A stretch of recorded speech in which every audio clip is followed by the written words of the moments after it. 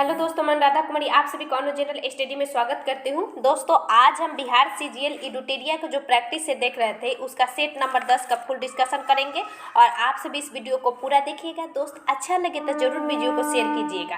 पहला क्वेश्चन है कि निम्न में से कौन पार्थिव ग्रह आंतरिक ग्रह नहीं है। तो देखिए, आंतरिक ग्रहों की संख्या 8 होती है, जिसमें से 4 आंतरिक होती है, 4 बाह्य होती है।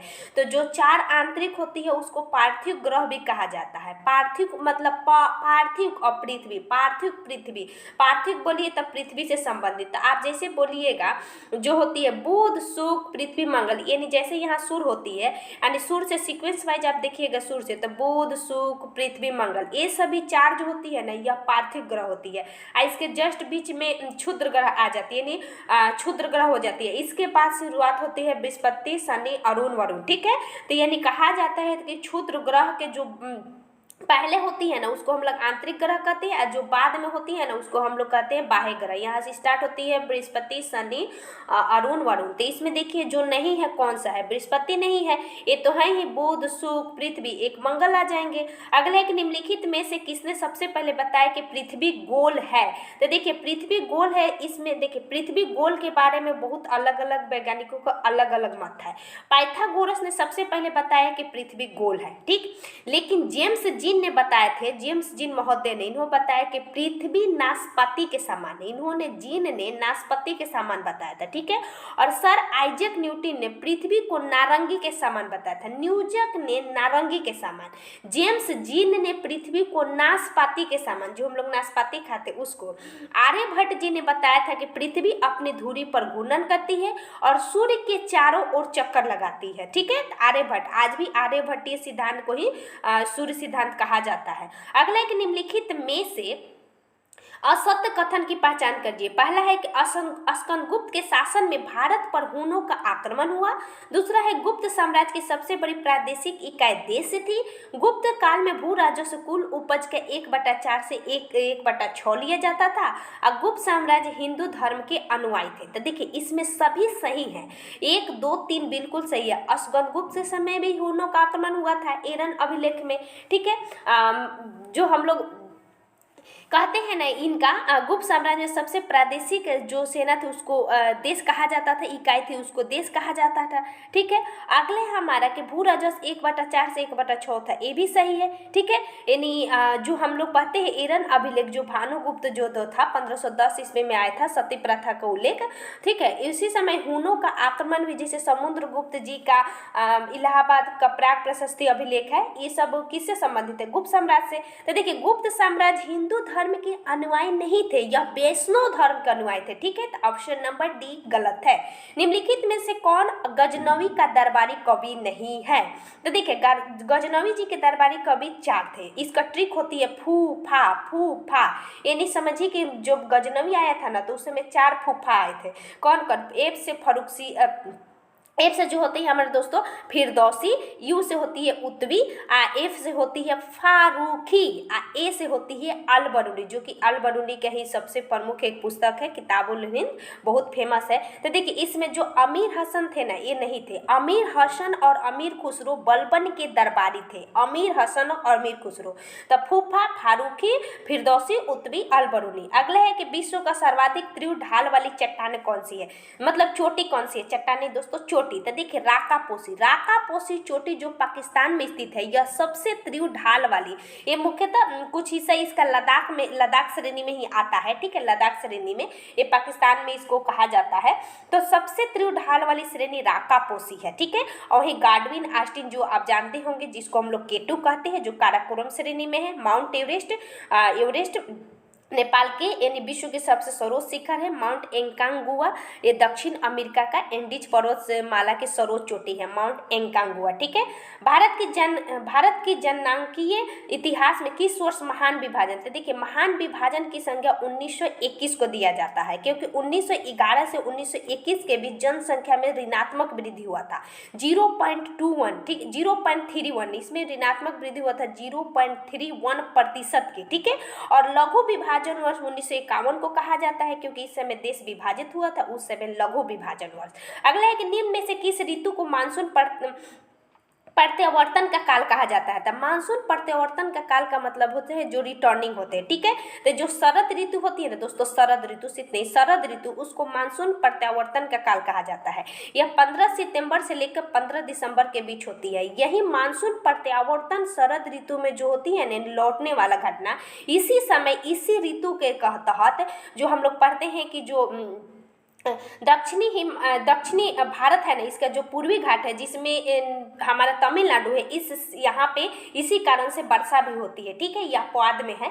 निम्न में से कौन सी मिट्टी कपास की खेती के लिए अधिक उपयुक्त है, यानी कपास की खेती के लिए कौन सी मिट्टी ज़्यादा फेमस है, तो काली कपास की मिट्टी, जिसको हम लोग स्थानीय भाषा में रेगुर मिट्टी भी कहते हैं। ये ढक्कन ट्रैप में पाई जाती है, जो मुख्यतः महाराष्ट्र गुजरात वाले क्षेत्र में है। अगला कि इंदिरा गांधी नहर का उद्गम क्या है, यानी इंदिरा गांधी नहर का उद्गम जो होती है दोस्तों हरिके बैराज। हरिके बैराज जो है ये आपका पड़ता है पंजाब में, ठीक है। और पंजाब में सतलज नदी पर ही इंदिरा गांधी नहर का बनाया गया है, ठीक है, याद रखिएगा। इंदिरा गांधी नहर राजस्थान की प्रमुख नहर है, राजस्थान में जाती है, मध्य प्रदेश में जाती है, ठीक है, और थोड़ी सी ये गुजरात के क्षेत्र में भी बहती है, तो याद रखना है इंदिरा गांधी नहर। अगला है कि रेल यात्रियों के खोए हुए सामान को ट्रैक करने के लिए भारतीय रेलवे द्वारा किस मिशन की शुरुआत की गई थी। देखिए भारतीय रेलवे मिशन, अभी मिशन अमातन, यानी किसी व्यक्ति के जो सामान होती है वो अमानत ही ना होती है, तो यानी अमानत, यानी मिशन अमानत। तो मिशन अमानत की शुरुआत किया था रेलवे मंत्रालय ने। किसी व्यक्ति के खो जा रही है तो आप उसको प्राप्त कर सकते हैं वेबसाइट पे, मतलब एक वेबसाइट पे खोए हुए सामान को, मतलब डिजिटली भी इसका प्रयोग किया जाएगा। अगले की जनगणना 2011 के अनुसार बिहार में सर्वाधिक शिशु लिंगानुपात 0 से 6 वर्ष लिंगानुपात वाला राज्य कौन सा है। तो देखिए सबसे अगर पूछता है अभी 2011 के जनगणना के अनुसार सर्वाधिक लिंगानुपात वाला जिला कौन सी है, तो आपको पढ़ते पढ़ते याद होगा गोपालगंज। गोपालगंज में 1021 है, यानी 1000 के बाद भी 1021 महिलाएं यहाँ स्थित है, ठीक है। अब वही पूछे कि सर्वाधिक लिंगानुपात वाला जिला कौन सा है शिशु लिंगानुपात में, तो देखिए ये वर्तमान में भी किशनगंज है, ठीक है। किशनगंज में सर्वाधिक था। किशनगंज में जो इसमें 971 था, कितना था 971। अभी वर्तमान में बिहार की अगर लिंगानुपात देखा जाए टोटल तो हो जाएगा 918। सबसे ज़्यादा तो आपका हो जाएगा गोपालगंज में, और सबसे कम जो होती है दोस्तों वो आपका मुंगेर में है 876। वही विश्व भारत स्तर पर पूछे जाए तो सर्वाधिक केरल में है और सबसे कम जो है हरियाणा में। अगला कि निम्नलिखित में से बेमेल जोड़े की पहचान करें, यानी इसमें जो गलत है। मिजोरम उष्णकटिबंधीय सदाबहार वन, ठीक है, पूछ रहा है अगला कि बिहार उष्णकटिबंधीय शुष्क पर्णपाती वन, लक्षद्वीप में उष्णकटिबंधीय पर्णपाती वन और राजस्थान में कांटेदार वन। तो देखिए याद रखिएगा मिजोरम में उष्णकटिबंधीय सदाहरित वन पाया जाता है, क्योंकि मिजोरम जो होती है पूर्वी हिमालय का भाग है, तो पूर्वी हिमालय में सदाबहार वन पाए जाते हैं। बिहार में पर्णपाती प्रकार के वन पाए जाती है, ये भी सही है। लक्षद्वीप में उष्णकटिबंधीय पर्णपाती वन ना पाकर उष्णकटिबंधीय सदाबहार वन पाई जाती है। देखिए हम लोग पढ़ा था ना सदाबहार वन के बारे में कि ये मुख्यतः पाई जाती है पश्चिमी हिमालय, उसके अलावा लक्षद्वीप में, अंडमान निकोबार में, और पश्चिमी हिमालय नहीं, पश्चिमी जो हमारा घाट है यानी दक्षिण का वो पूर्वी हिमालय यानी ऊपर जो पूर्वोत्तर राज्य है सारे, उसका लक्षद्वीप अंडमान निकोबार में पाए जाते सदाहरित वन। तो ऑप्शन नंबर सी गलत है। राजस्थान में कांटेदार होती है क्योंकि मरुस्थलीय क्षेत्र है। भारत का सबसे महत्वपूर्ण खनिज युक्त रॉक तंत्र है, तो देखिए सबसे महत्वपूर्ण खनिज युक्त रॉक तंत्र पूछ रहा है, तो यानी खनिज जिसमें बहुत महत्वपूर्ण है, तो धारवाड़ क्रम के। तो देखिए 5-6 प्रकार के भारत में पाए जाते हैं, ठीक है, खनिज युक्त शैल। एक तो पाए जाता है आप सबसे पहला होती है आर्कियन क्रम का, फिर दूसरा होती है दोस्तों उसके बाद धारवाड़ क्रम का, फिर उसके बाद आपका कुड्डप्पा जो कि कर्नाटक में, कुड्डप्पा कर्नाटक, विंध्य क्रम के जिसमें मुख्य जैसे कि हम लोग कैमूर का जो क्षेत्र देखते हैं ना, विंध्य क्रम की चट्टान बिहार में, गोंडवाना में जो होती है आपका कोयला क्षेत्र होती है, और ढक्कन ट्रैप जो कि दक्षिण में पाए जाते हैं महाराष्ट्र के क्षेत्र में, ठीक है। तो देखिए जो महत्वपूर्ण खनिज युक्त होती है ना धारवाड़ तंत्र, धारवाड़ तंत्र पर हम जानते हैं कि धनी लोग, धारवाड़ धनी यानी धन, ठीक है, तो याद रखना जिसमें सोना चांदी तांबा ये सब पाई जाती है वो धारवाड़ होती है। गोंडवाना में कोयला होती है, बिंद क्रम में जो होती है आपका चूना पत्थर होती है, कुड्डप्पा में भी ये सब आता है। अगला निम्नलिखित में से किस देश में स्थित ग्वालजारा शहर को विश्व पुस्तक राजधानी 2022 के रूप में नामित किया गया। देखिए इसके पहले तिब्लिसी था, जॉर्जिया का तिब्लिसी का घोषणा किया गया था, ठीक है, लेकिन अभी हाल ही में जो मैक्सिको के ग्वाडलजारा है, इसको अभी हाल ही में विश्व पुस्तक राजधानी 2022 के लिए घोषणा किया गया है। देखिए, विश्व पुस्तक कॉपीराइट दिवस आपका मनाया जाता है 23 अप्रैल को, ठीक है, और इसी समय इसकी घोषणा हमेशा किया जाता है। इसके पहले कौन था? तिब्लिसी, और अगला भी 2023 के लिए घोषणा हो चुका है, घाना के अकरा को, ठीक है। तो याद रखिएगा, मैक्सिको के ग्वाडलजारा को, ठीक। अगला कि निम्नलिखित में से कौन सी धातु हड़प्पा सभ्यता में नहीं पाई गई थी? यानी हड़प्पा सभ्यता में किसकी उपलब्धता नहीं थी? लोहा की। लोहा तो बाद में आकर वैदिक सभ्यता में फेमस हुआ था। तो सोना चांदी तांबा तो था ही, सबसे पहले तांबा का यूज किया गया था, लेकिन लोहा नहीं था। वहीं पूछे कि जोता हुए खेत का साक्ष्य कहाँ से मिला है? कालीबंगा, अग्नि कुंड, कालीबंगा और लोथल। एक बोला है नक्शीदार ईंट, ये भी कालीबंगा से। नर्तकी की कांस्य मूर्ति मोहनजोदारो। शवों को दफनाने वाला तो हड़प्पा, शवों को जलाने के लिए मोहनजोदारो, ठीक है। बहुत सारे इसमें पूछता है क्वेश्चन, इंपॉर्टेंट है, ठीक है। हड़प्पा सभ्यता ये कहाँ से कौन सा साक्ष्य मिला है? अगला कि प्रथम बौद्ध संगीति का आयोजन किसके शासनकाल में किया गया था? तो प्रथम बौद्ध संगीति का आयोजन दोस्तों अजात शत्रु के कार्यकाल में किया गया था। और इसका हमने एक ट्रिक भी दिया था कि राजा महाराजा आजाद, यानी राजा से राजगिरी में हुआ था, महाराजा से महाकैसप इसके अध्यक्ष थे, आजा से आजाद शत्रु, ठीक है। अब प्रथम हुआ था 483 ईसा पूर्व में, याद रखना है। इसी समय गौतम बुद्ध की मृत्यु हुआ था, और मृत्यु के बाद जस्ट इसका आयोजन अजात शत्रु के द्वारा पहली बार बौद्ध संगीति का आयोजन किया गया था। अगला एक असहयोग आंदोलन को औपचारिक तौर पर किस स्थान पर स्थगित किया गया था? तो देखिए, असहयोग आंदोलन को औपचारिक तौर से स्थगित जो किया गया था वह बारदौली में, इंपॉर्टेंट है, औपचारिक तौर से स्थगन बारदौली में किया गया था, ठीक है। 5 फरवरी 1922 ईस्वी को जो चोरी चोरा घटना हुआ था ना, इसके तहत 12 फरवरी 1922 ईस्वी को गांधी जी द्वारा बारदौली में ही कांग्रेस की एक समिति बैठाई गई, और कांग्रेस की समिति बैठाकर 13 फरवरी को इसकी स्थगित कर दिया गया असहयोग आंदोलन। पूछता है कि कब असहयोग आंदोलन हुआ? 5 फरवरी को। स्थगन कब हुआ? 13 फरवरी को। और पहले बैठक कहाँ बुलाई गई थी? बारदौली में महात्मा गांधी जी के द्वारा 12 तारीख को, और 13 को कहा गया कि खारिज करते हैं। अगले हमारे कि शिवाजी के अष्टप्रधान को जो सदस्य विदेशी मामलों की देख रेख करता था वह है, यानी जो सदस्य थे विदेशी मामलों के लिए, देखिए शिवाजी में अष्टप्रधान थे। अष्टप्रधान में यानी 8 समितियां थी जिसके अलग अलग अध्यक्ष थे, ठीक है। लेकिन उसका प्रमुख मतलब जो शासक होता था वही होता था। जैसे कि शिवाजी के द्वारा शुरू किया गया था तो शिवाजी ही मेन होते थे। तो देखिए, जो विदेशी थे ना उसको हम लोग सुमंत कहते थे, विदेशी के लिए सुमंत कहा जाता था। वहीं पेशवा एक था, उसके बाद में आमत्य था, आपका एक सचिव कहा जाता था, ठीक है। एक मैंने वाकनवीस जो चिट्ठी पढ़ता था, ठीक है, वाकनवीस। एक दबीर होता था, सुमंत को ही दबीर कहा जाता था, ठीक है। एक न्यायाधीश होता था, इसी प्रकार 8 होते थे। अगला एक दिल्ली का जो सुल्तान भारत में नहरों के सबसे बड़े जाल का निर्माण करने के लिए प्रसिद्ध है वह है। तो देखिए, नहरों का जो जाल बनाया था ना सबसे बड़ा, तो यह फिरोज शाह तुगलक। लेकिन प्रथम बार पूछे कि नहरों को किसने बनाया था, तो यह थे गयासुद्दीन तुगलक। प्रथम बार नहरों का निर्माण थे गयासुद्दीन तुगलक, सर्वाधिक फिरोज शाह तुगलक जी के द्वारा। किस वर्ष गांधी दास पैक्ट हुआ था? देखिए, एक गांधी इरविन समझौता पूछता है, गांधी दास पैक्ट पूछता है। तो गांधी इरविन समझौता कहीं कहीं आपको 4 मार्च देगा, कहीं कहीं 5 मार्च देगा, ठीक है। तो खैर ये विवादित डेट है, ऐसे मुख्यतः 4 मार्च को ही माना जाता है। तो गांधी दास पैक्ट जो हुआ था दोस्तों, यह 1924 में हुआ था। यह महात्मा गांधी और CR दास जी के बीच में हुआ था। इसी के तहत जो स्वराज पार्टी बनाया गया था ना 1 जनवरी 1923 ईस्वी को, इसी के तहत इसके बाद ये पैक्ट आया था और दोनों में एक समझौता हुआ था। अगला एक निम्न में से किसे महात्मा गांधी ने भारत कोकिला की उपाधि दी थी? यानी महात्मा गांधी ने भारत कोकिला किसे कहा था?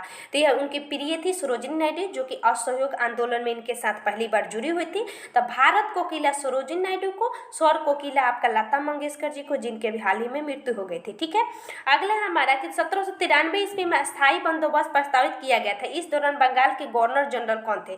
तो देखिए, बिहार मतलब पूरे देश में अंग्रेजों के द्वारा 3 बंदोबस्त लाया गया था। एक तो अस्थायी बंदोबस्त, एक महानवाड़ी बंदोबस्त, एक रैयतवाड़ी।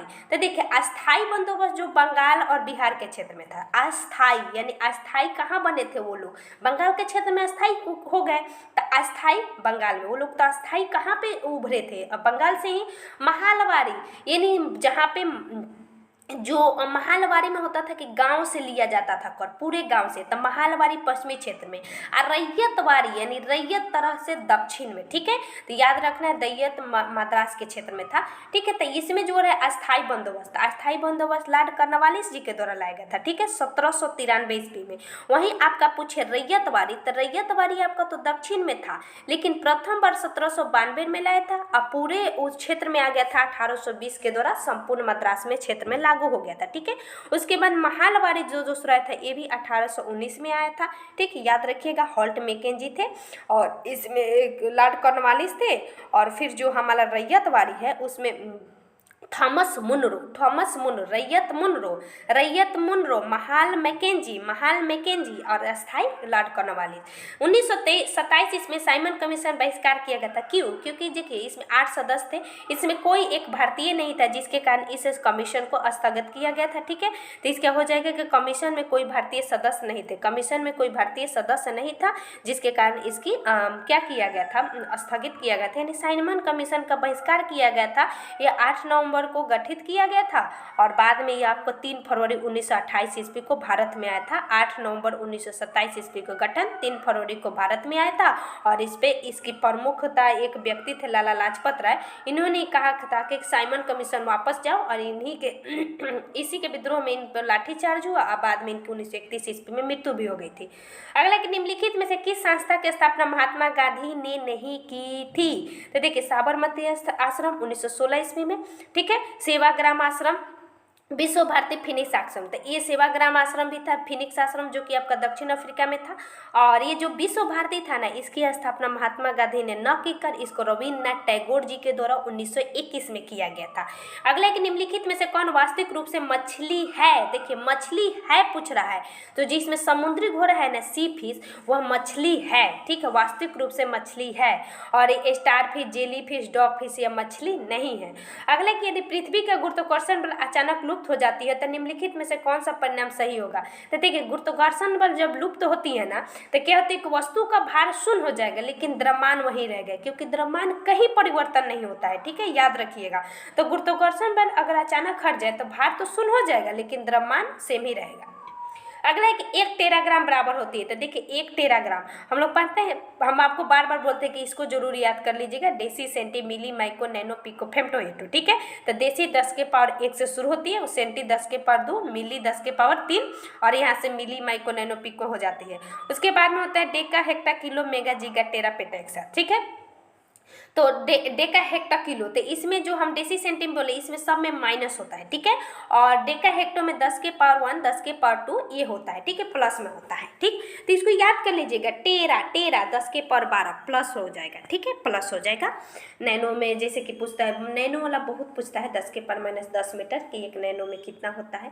अगला कि बिजली के हीटर में कौन सी सामग्री प्रयुक्त होती है? तो देखिए बिजली के हीटर में जो प्रयुक्त होती है वो होती है आपका नाइक्रोम। ठीक है, नाइक्रोम प्रयोग होती है। अगला है कि सामान्य प्रयुक्त होने वाले निम्नलिखित पदार्थों में से कौन सा मिश्र धातु नहीं है? तो मिश्र धातु में जो संयोजन से बना हो यानी एक दूसरे से, तो देखिए तांबा धातु है, इस्पात तो मिश्र धातु ही है, कांसा भी है, पीतल भी है, पिताजी, इसमें हम लोग पढ़ते हैं पित्तल, पिताजी, तांबा, टीन, ताजी यानी तांबा, जी से जस्ता, तांबा और जस्ता होती है, टीन नहीं। टीन तो आपका हो जाता है किस में?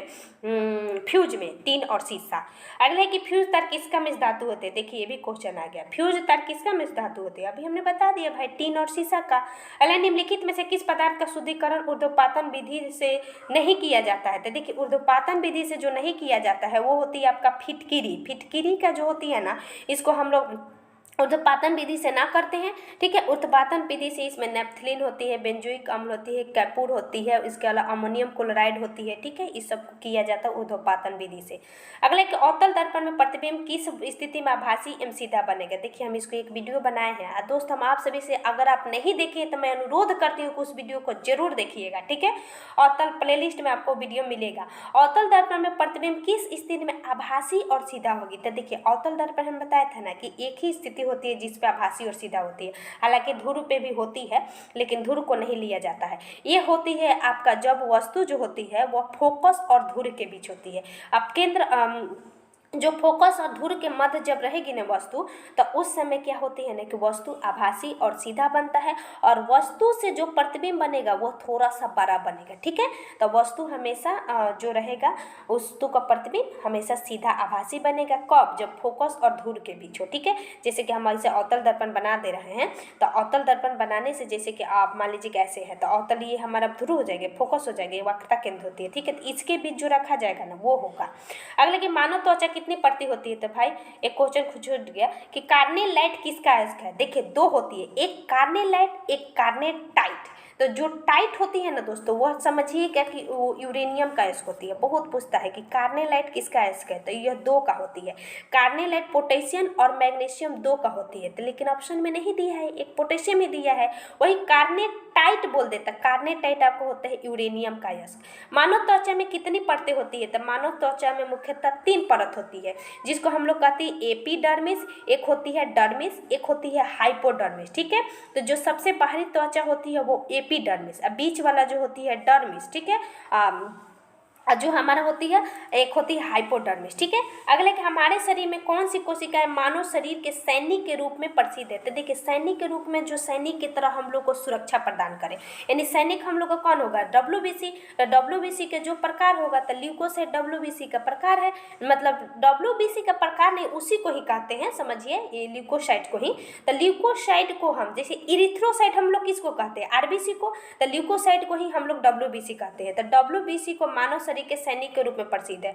अगले कि निम्नलिखित में से कौन जल जनित रोग नहीं है, तो देखिए जल जनित रोग नहीं होती है ना, इसमें जो होती है मुख्यतः चेचक। चेचक जो होती है हैजा से, सॉरी दोस्तों वायरस है, हैजा है, पीलिया है, टाइफाइड है, यह जल से होती है। लेकिन चेचक जो होती है वायरस के कारण होती है। एक छोटी चेचक हम लोग कहते हैं, यानी एक बड़ा कहते हैं हम लोग। निम्नलिखित में से कौन सा जोड़ा गलत है, गलत पूछ रहा है, यानी इसमें एक दूसरे का मात्रक पूछ रहा है। तो देखिए दाब बैरोमीटर बिल्कुल सही, विभवांतर पायरोमीटर नहीं, विभवांतर पायरोमीटर नहीं होती है।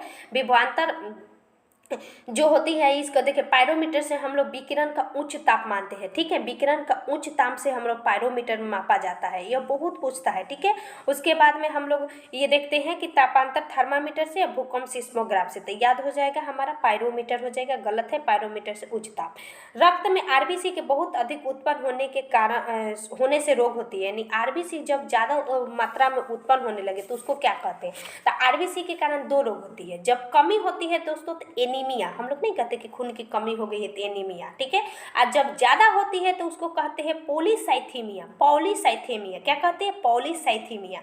अगला कि निम्नलिखित में से कौन सुमिलित नहीं है, ये भी सुमिलित नहीं है। तो पहला है हमारा कि एड्रेनलिन त्वचा की तनाव की स्थिति में हार्मोन, बिल्कुल सही है। जब हम लोग गुस्सा होती है तो एड्रेनलिन ज़्यादा हार्मोन स्रावित होती है। एस्ट्रोजन महिला सेक्स हार्मोन, ये भी सही है। डोपामाइन हैप्पी हार्मोन, जैसे कि हम लोग बहुत खुश होते हैं तो डोपामाइन स्रावित होती है। इंसुलिन उच्च रक्तचाप, तो देखिए इंसुलिन उच्च रक्तचाप के लिए नहीं होती है। इंसुलिन एक प्रकार का हार्मोन होती है जो कि हम लोग पेनक्रिया चाहे जो हम लोग अग्नाशय कहते हैं ना उससे स्रावित होती है। ठीक है, तो याद रखिएगा ये गलत है। अगला है कि आंखों के पारदर्शी अग्रभाग को क्या कहा जाता है, तो जो पारदर्शी भाग होती है ना जो सामने दिखाई देती है दोस्तों उसको हम लोग कर्निया कहते हैं, कॉर्निया, जो कि हम लोग बाद में नहीं कहते हैं कि लोगों की मृत्यु हो जाती है तो कॉर्निया को ही दान किया जाता है। ठीक, अगले कि वसा का पाचन करने वाले एंजाइम लाइपेज निम्नलिखित में से किसके द्वारा स्रावित होती है, तो जो लाइपेज होती है ना दोस्तों वह अग्नाशय के द्वारा। अब हमने देखा ना कि अग्नाशय जो पेनक्रियाज होती है इसे बीटा कोशिकाएं से इंसुलिन स्रावित होती है। तो जो अग्नाशय होती है ना जो इससे एंजाइम स्रावित होती है, इसमें आपका होती है एक होती है ट्रिप्सिन, एमाइलेज, लाइपेज। ठीक है, यह हार्मोन स्रावित होती है। अगला है कि 1 मीटर पानी को 4 डिग्री सेल्सियस से 0 डिग्री सेल्सियस तक ठंडा करने पर इसका आयतन क्या होगा। तो देखिए जब हम ऐसे एक आप लोग को पढ़े होंगे कि जैसे ऐसे होती है ना, अगर मान लीजिए कि 0 डिग्री से जैसे ऊपर जाते हैं तो 4 डिग्री सेल्सियस जहाँ होगा वहाँ पे घनत्व तो सबसे ज़्यादा होगा। तो भाई हम घनत्व का फॉर्मूला जाते हैं, घनत्व बराबर द्रव्यमान बताया था, यानी हम इस तरह पढ़ रहे हैं। तो जब आयतन नीचे कम होगा तभी तो जाके घनत्व बढ़ेगा। तो हम यहाँ से जैसे जैसे धीरे धीरे जाएंगे ऊपर तो बढ़ते जा रहा है, यानी घनत्व बढ़ते जा रहा है। तो जब हम यहाँ से घनत्व हमारा बढ़ते जा रहा है तो इधर बढ़ रहा है, तो अब हम 4 से नीचे आएंगे तो घनत्व घटेगा। तो घनत्व घटेगा इसका मतलब कि आयतन बढ़ेगा। ये दोनों अपोजिट होती है ना, घनत्व बराबर द्रव्यमान बटा आयतन, यानी द्रव्यमान बढ़ेगा तो घनत्व बढ़ेगा, लेकिन अगर आयतन बढ़ता है तो घनत्व घटेगा। तो दोनों अपोजिट, 4 से 0 डिग्री तक यानी नीचे आ रहे हैं, नीचे उतर रहे हैं, ठीक है। तो इसमें क्या होती है कि घनत्व घटता है और आयतन बढ़ता है। ऑप्शन नंबर बी होगा। अलग है कि फूल का कौन सा भाग विकसित होकर फल बनाता है, इंपॉर्टेंट है। तो देखिए फूल का जो भाग होती है विकसित होकर फल बनाती है वह अंडाशय होती है, जिसको हम लोग ओवरी कहते हैं, ठीक है, ओवरी कहते हैं, ठीक है। अगला कि परिस्थितिकी तंत्र की अवधारणा प्रथम बार किसने दी थी। तो परिस्थितिकी तंत्र की जो अवधारणा दिए थे ने वह एजी टांसले जी के द्वारा दिया था, ठीक है। परिस्थितिकी तंत्र एजी टांसले। कार्बन क्रेडिट की संकल्पना निम्नलिखित में से किससे उद्भूत हुआ था। तो कार्बन क्रेडिट की संकल्पना जो होती है दोस्तों क्योटो प्रोटोकॉल। क्योटो प्रोटोकॉल आपका 1997 में आया था और यह प्रभावी हुआ था 2005 से। तो याद रखना है क्योटो प्रोटोकॉल 1997 और यह कब से आया था, 2005 से प्रभावी। देखिए क्योटो प्रोटोकॉल 1997 में आया था और क्योटो कहाँ है दोस्तों, जापान में है। अगला क्वेश्चन है हमारा कि जब उपभोक्ता की आय बढ़ती है तो छोटी वस्तुओं पर इसका क्या प्रभाव पड़ता है। तो देखिए जब उपभोक्ता की आय बढ़ती है ना, यानी मान लीजिए कि हम उपभोक्ता हैं, हमारी जब आय बढ़ेगी तो हम आय बढ़ाने लगेंगे तो हमारी जरूरतों के क्या करेंगे, बढ़ाएंगे। तो ये पूछता है कि उपभोक्ता की आय बढ़ती है तो छोटी वस्तुओं पर क्या प्रभाव पड़ेगी। भाई हमारे पास ज़्यादा पैसा है तो हम क्यों छोटी वस्तु लेंगे, ठीक है। तो छोटी वस्तु न लेंगे तो जिसके कारण नकारात्मक प्रभाव पड़ेगा। Option number A. किस समिति ने सर्वप्रथम सेवाओं पर कर लगाने की सिफारिश की थी। तो देखिए सेवाओं पर कर लगाने की सिफारिश जो किए थे वह चलैया समिति जी के द्वारा किया गया था, यानी चलैया समिति ने सेवाओं पर कर लगाने के लिए सिफारिश की थी 1994 से 95 के बीच, ठीक है। जैसे कि सेवा नहीं होता है, जैसे टेलीफोन है, बीमा है, ये सब प्रकार की सेवाएं है ना, बैंकिंग है।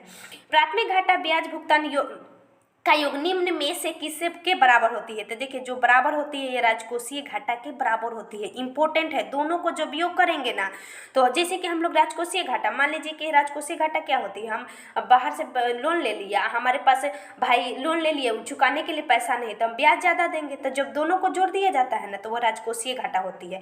बॉक्साइट के सर्वाधिक उत्पादक किस राज्य में होती है। तो सर्वाधिक उत्पादन जो होती है बॉक्साइट का वो होती है उड़ीसा में, ठीक है, ओडिशा। किस शताब्दी में भारत में सबसे पहले वैज्ञानिक दृष्टि से राष्ट्रीय आय की गणना किया था। मोस्ट इंपोर्टेंट, वैज्ञानिक दृष्टि से राष्ट्रीय आय की गणना जो किए थे ना वह VKR राव जी के द्वारा किया गया था, ठीक है। या 1868 ईस्वी में, इससे पहले दादा भाई नौरोजी ने राष्ट्रीय अनुमान की संकल्पना की थी और इन्होंने 20 रुपये प्रति व्यक्ति आय भी बताया था, ठीक है, याद रखना है। अगला है हमारा कि संयुक्त लोक सेवा आयोग का गठन किसके द्वारा किया जा सकता है। तो संयुक्त लोक सेवा आयोग का गठन जो किया गया संसद के अधिनियम द्वारा। देखिए संयुक्त लोक सेवा आयोग के सदस्यों की नियुक्ति जो करते हैं राष्ट्रपति के द्वारा, लेकिन गठन पूछ रहा है तो संसद के अधिनियम के द्वारा, यानी संसद कानून लाएगी। अगला कि निम्नलिखित में से कौन सा कार्य भारतीय चुनाव आयोग का नहीं है। तो भारतीय चुनाव आयोग का जो कार्य नहीं है ना वह पंचायतों को चुनाव करना। भाई पंचायतों को चुनाव कौन करवाता है, राज्य चुनाव आयोग करवाता है, ठीक है। निर्वाचन क्षेत्रों का परिसीमन होती है जिसमें 82 है अनुच्छेद, मतदान सूची भी तैयार करता है, राजनीतिक दल को पंजीकरण भी देता है, जो कि वर्तमान में 8 बड़े बड़े राजनीतिक दल है, मतलब राष्ट्रीयकृत।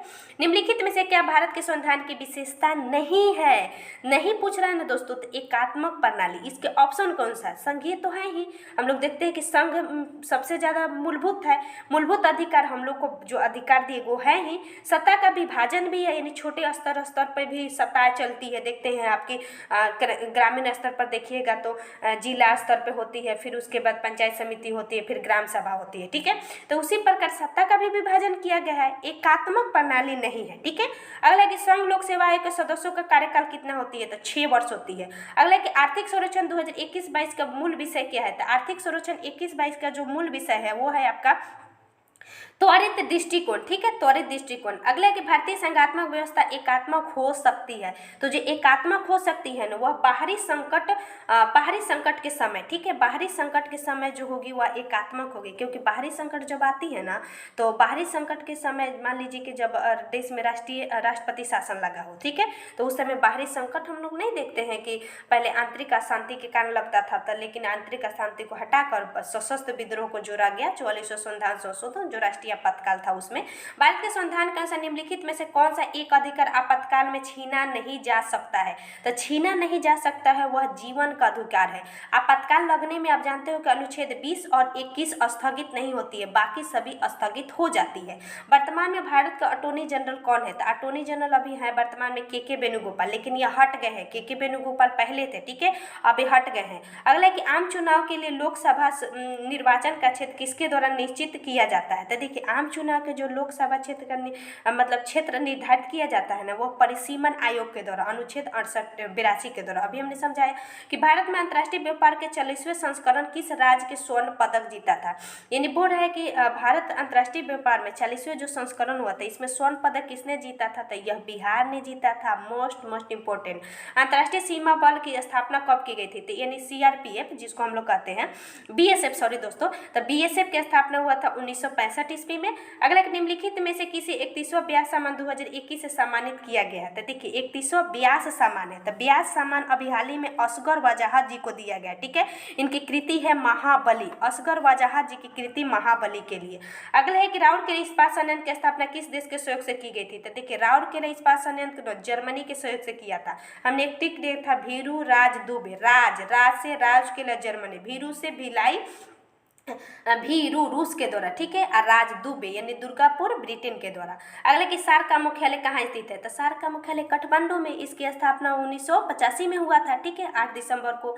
भाविना बिन पटेल का संबंध किस खेल से है? तो देखिए भाविना बिन पटेल का संबंध दोस्तों है ना टेबल टेनिस से। अभी हाल ही में इन्होंने टोक्यो पैरालंपिक में पहला पदक जीता था, ठीक है, और इन्होंने रजत पदक जीता था। भारत की प्रथम महिला नोबेल पुरस्कार विजेता का नाम क्या है? तो देखिए भारत की पहली महिला नोबेल पुरस्कार विजेता का नाम मदर टेरेसा है, ठीक है। इनको 1779 ईस्वी में नोबेल पुरस्कार मिला था, ठीक है, और एक साल बाद 1780 ईस्वी में दोस्तों इनको दे दिया गया था भारत रत्न भी, ठीक।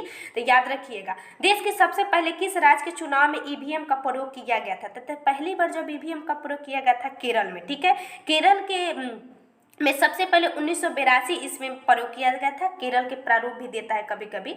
सितंबर 2022 में असहयोग SCO की बैठक वैश्विक आयोजन कहाँ किया गया था? देखिए 22वां का जो आयोजन अभी हाल ही में किया गया था ना उज्बेकिस्तान में। तो ऑप्शन नंबर ए हो जाएगा। निम्नलिखित में से कौन सा सही सुमेलित नहीं है? तो जो सही सुमेलित नहीं है ना दोस्तों, देखिए यह 20 से विज्ञान पैथोलॉजी, यह गलत है, ठीक है। अगला है कि भारत के प्रथम लोकसभा अध्यक्ष कौन है? तो प्रथम थे गणेश वासुदेव मालवकर। दोस्तों अच्छा लगे तो प्लीज़ वीडियो को जरूर लाइक कीजिएगा, शेयर भी कीजिएगा। Thank you so much.